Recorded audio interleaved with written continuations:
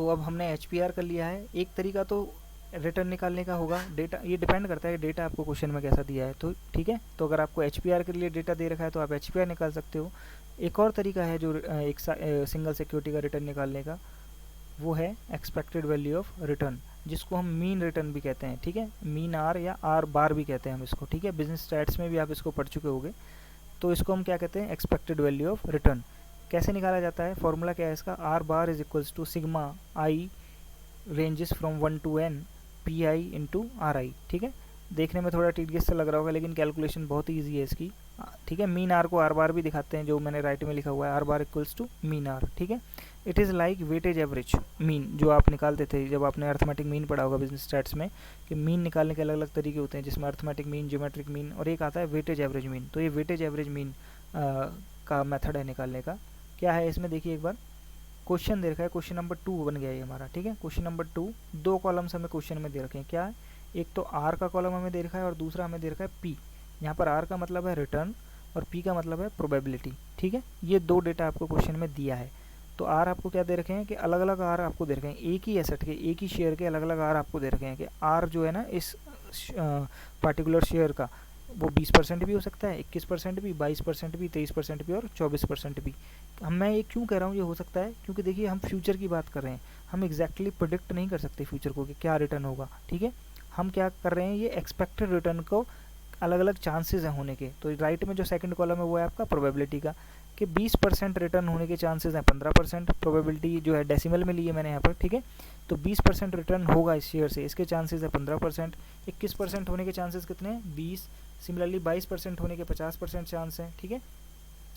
तो इस टेबल का अगर मैं एनालाइज करूं जो क्वेश्चन में मुझे गिवन है, तो मुझे डेटा दे रखा है कि क्या क्या आर हो सकता है इस पर्टिकुलर शेयर का, और उसके चांसेस दे रखे हैं आर होने के, ठीक है। तो मैक्सिमम चांसेस जो दिख रहे हैं मेरे को, प्रोबेबिलिटी हाईएस्ट जो है वो है 50%, वो किसके सामने है, 22% रिटर्न के सामने। सो 50% चांसेस है कि रिटर्न जो है हमारा 22% होगा, और जो लोएस्ट चांसेस है वो 5% है, किसके, 0.05 जहाँ प्रोबेबिलिटी है वो है 24% रिटर्न पे, कि 24% रिटर्न होने के चांसेस कितने हैं, केवल 5%। प्रोबेबिलिटी का सम हमेशा 1 होता है, तो अब नीचे टोटल कितना लिखा है, 1। अब ये डेटा आपको क्वेश्चन में दिया हुआ है, ठीक है। आर जो है वो एक्सपेक्टेड रिटर्न है, पी जो है प्रोबेबिलिटी है, ठीक है। और हमारे जो फॉर्मूला है जो आर बार का, वहाँ पर ये एज ए वेट काम करेगा प्रोबेबिलिटी, ठीक है, क्योंकि वेट का सम भी 1 होता है और प्रोबेबिलिटी का सम भी 1 होता है, ठीक है। और पी का जो इंटरप्रिटेशन क्या है, रिलेटिव चांस ऑफ अक्रेंस, कि जो सामने वाला जो रिटर्न है इसके होने के कितने चांसेस हैं वो दिखा रहा है ये पी वाला कॉलम आपको, ठीक है। ये क्वेश्चन को समझा हमने। अब इसका सोल्यूशन कैसे होगा, वो जो राइट में टेबल बनाई है मैंने वो देखिए, ठीक है। क्या करना है आपको, आर वाला कॉलम एज इट इज़ ले लेना है, पी वाला कॉलम एज इट इज़ ले लेना है। अब इन दोनों कॉलम्स को मल्टीप्लाई कर देना है, ठीक है।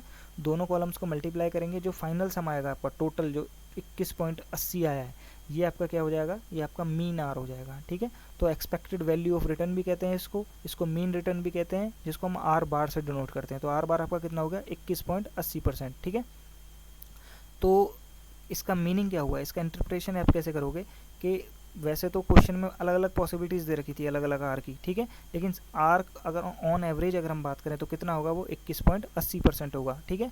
आप देख सकते हैं ये जो 21.80% है ये क्लोज है किसके, 22% के। क्यों क्लोज है ये, क्योंकि सबसे ज़्यादा जो प्रोबेबिलिटी थी 50%, वो किसकी थी, 22% की। तो जो भी हमारा आंसर होगा वो सबसे ज़्यादा प्रोबेबिलिटी के आसपास ही होगा, तो 22% के आसपास ही है 21.80, ठीक है। और ये बहुत दूर है किससे, जो लोवेस्ट प्रोबेबिलिटी किसकी थी, 0.05, 24% की। तो 24% से ये काफ़ी दूर है, और हाईएस्ट प्रोबेबिलिटी 50 वाले से ये काफ़ी पास है, ठीक है।